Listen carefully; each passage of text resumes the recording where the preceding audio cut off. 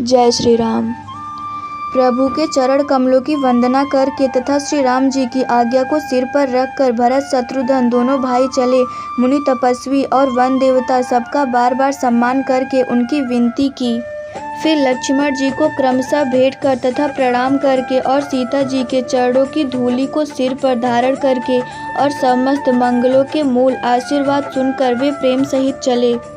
छोटे भाई लक्ष्मण जी समेत श्री राम जी ने राजा जनक जी को सिर नवाकर उनकी बहुत प्रकार से विनती और बढ़ाई की और कहा, हे देव, दयावश आपने बहुत दुख पाया, आप समाज सहित वन में आए, अब आशीर्वाद देकर नगर को पधारिए। यह सुन राजा जनक जी ने धीरज धरकर गमन किया। फिर श्री रामचंद्र जी ने मुनि ब्राह्मण और साधुओं को विष्णु और शिव के समान जानकर सम्मान करके उनको विदा किया। तब श्री राम लक्ष्मण दोनों भाई सास सुनैना जी के पास गए और उनके चरणों की वंदना करके आशीर्वाद पाकर लौट आए। फिर विश्वामित्र, वामदेव, जबाली और शुभ आचरण वाले कुटुंबी, नगरवासी और मंत्री सबको छोटे भाई लक्ष्मण जी सहित श्री रामचंद्र जी ने यथा योग्य विनय एवं प्रणाम करके विदा किया। कृपा निधान श्री रामचंद्र जी ने छोटे, मध्यम, मझले और बड़े सभी श्रेणी के स्त्री पुरुष को सम्मान करके उनको लौटाया। भरत जी की माता कैकेयी के चरणों की वंदना करके प्रभु श्री रामचंद्र जी ने पवित्र निश्चल प्रेम के साथ उनमें मिल भेंट कर तथा उनके सारे संकोच और सोच को मिटाकर पालकी सजाकर उनको विदा किया। प्राण प्रिय पति श्री रामचंद्र जी के साथ पवित्र प्रेम करने वाली सीता जी नैहर के कुटुंबियों से तथा माता पिता से मिलकर लौट आई। फिर प्रणाम करके सब सासुओं से गले लगकर मिली।